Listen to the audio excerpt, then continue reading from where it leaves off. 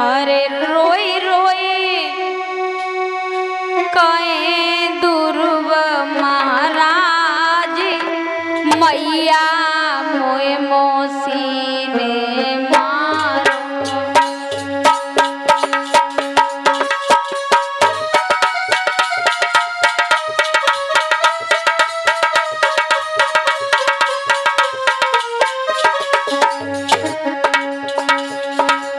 रोई रोए कहे ध्रुव महाराज मैया मोए मौसी ने मारो।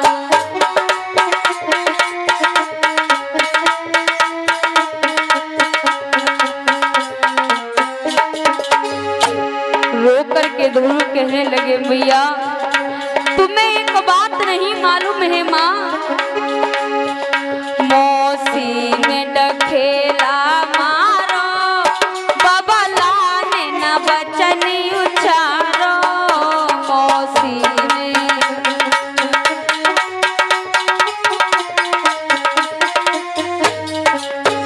माँ मौसी ने डखेला मारो बाबा लाने न बचन उचारो। हाँ मैया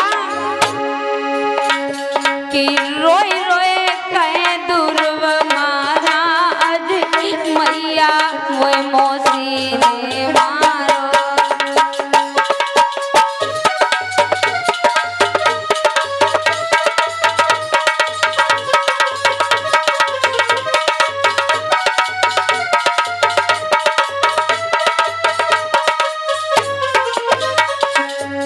और कहा माँ मेरी बात सुनो तुम मैया, खेलत थे दोनों भैया मेरी।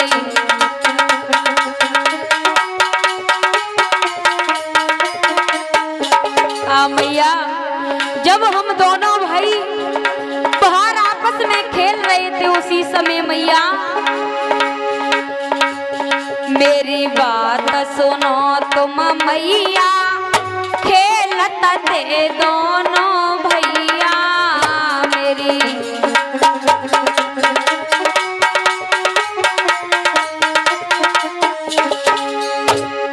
पिता ने लीनो गोद उठाए मैया मोए मौसी ने मारो।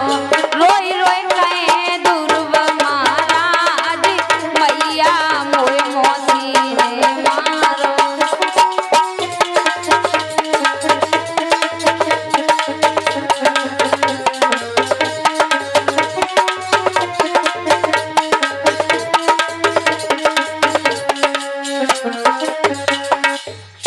आज उसी समय ध्रुव रो करके कहा मैया दुख मुझे इस बात का नहीं है माँ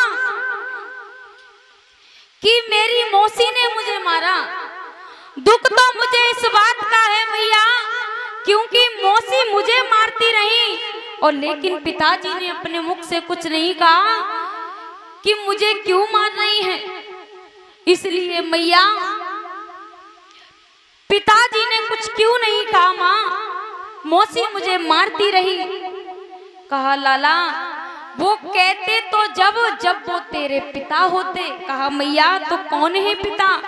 कहा पिता सा भी पिता से भी बड़ा दर्जा होता उस परमात्मा का जो परम पिता है। अगर लाला उसके एक बार दर्शन हो जाए, उसकी गोद में तू बैठ जाए तो धन्य हो जाएगा।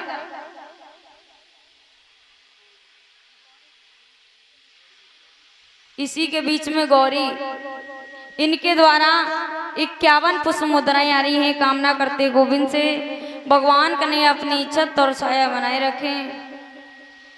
उसी समय जैसे ही कहा मैया तो अब सिर्फ ये बता दो कि जो पिता की गोद में बैठने के लिए हमें क्या करना पड़ेगा। कहा लाला आज बातों ही बातों में मैया ने सारी बात बता दी कि वन में जाकर के भजन करना पड़ता है, तपस्या करनी पड़ती है, तब कहीं जाकर के भगवान की प्राप्ति होती है। मैया ने बातों ही बातों में सारी बात बता दी। आज उसी समय वो लाला वहां से जैसे ही चल देता है आज जैसे ही ध्रुव चला ना वहां से, तो ध्रुव के पिता को मालूम पड़ा मेरा लाला वन में जा रहा है। कहा कि जाओ ध्रुव